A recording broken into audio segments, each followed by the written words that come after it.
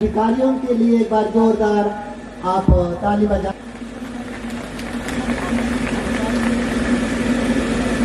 जोरदार तो ये याद नहीं है।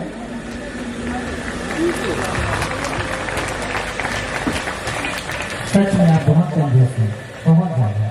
चलिए बजाइए बजाइए बजाइए। हाँ अब है संतुष्ट मैं हुआ, अब आगे बढ़ूंगा, अन्यथा मैं गो बाय पर जाता। धन्यवाद। सबसे पहले कलिसिया में युवा संघ का क्या रोल है और कब कलिसिया ने सोचा कि एक मंच में जिस तरह बुजुर्गों का भागीदारी होता है उसी प्रकार युवाओं का भी भागीदारी होना चाहिए, जिसको सोचा गया और उसको अब तक जारी रखा गया है। उसका एक वाकया मैं बताना चाहूँगा। अब सारे युवा भाई बहन बेटे बेटियां इस बात को समझने का यत्न करें, क्योंकि आप आने वाले दिन के लिए एक एनर्जेटिक पर्सन है, ना केवल एनर्जेटिक पर कलिसिया के लिए एक डायनामिक पर्सन है। युवा कलिसिया के लिए फ्यूचर का एक डायनामिक पर्सन है और आपके माध्यम से कलिसिया में कुछ भी हम अचीव कर सकते हैं। जो चाहे हम हासिल कर सकते हैं, अचीव कर सकते हैं, पकड़ सकते हैं, हम उसे उड़ा सकते हैं। आप एक नई उड़ान में कलिसिया को आप आगे बढ़ा सकते हैं, ऐसा हम उम्मीद करते हैं। मैं एपिस्कोपल सिस्टम से शुरू करूंगा। उससे पहले की बातों को हम एपिस्कोपल सिस्टम से शुरू करूंगा, जो हमारी कलिसिया ने 1995 ईस्वी को सिस्टम को एडॉप्ट किया, अनुपालन किया और उसी के साथ साथ कलिसिया में युवा संघ और संडे स्कूल को एक मंच दिया।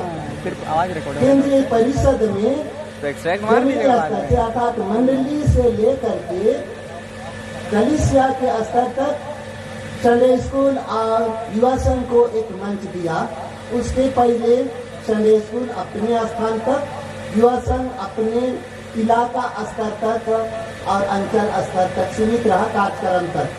लेकिन महासभा में, जिसको केंद्रीय परिषद का रूप दिया गया है, उस केंद्रीय परिषद में 1995 के बाद उन्हें भी एक प्रतिनिधि के रूप में पहुंचने का मौका मिला है। हर एक प्रतिनिधि केंद्रीय परिषद तो बंद करता हूँ तो फिर कौन से बनाता है, वो भी गर्म हो जाता। उस मंडलीय स्तर से आपका जो टीम के बाद पादरीपन से डायसिस, पेरिस से डायसिस से केंद्रीय परिषद में पहुंचती है। तो आप अपने आप को, जो नीचे बैठे हैं युवा भाई बहन साथियों, ये कम नहीं है। आपने आपका प्रतिनिधित्व करने के लिए केंद्रीय परिषद होगा।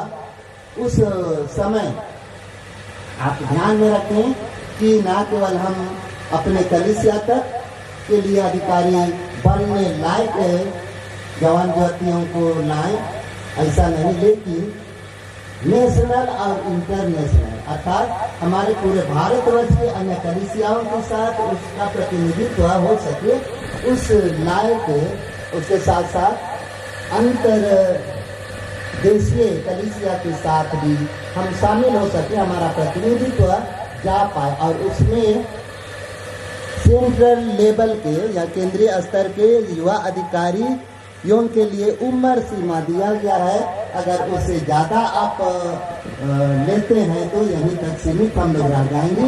उसे हम दूसरे मंच में, नेशनल और इंटरनेशनल मंच में नहीं भेज पाएंगे।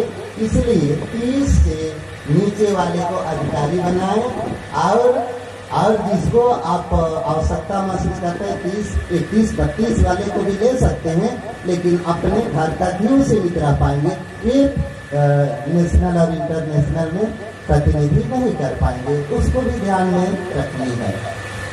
यही अपील के साथ बहुत बहुत मुबारक हो 2024 के केंद्रीय स्तर के युवा सम्मेलन आपके लिए आशीषमय हो। इसी तरह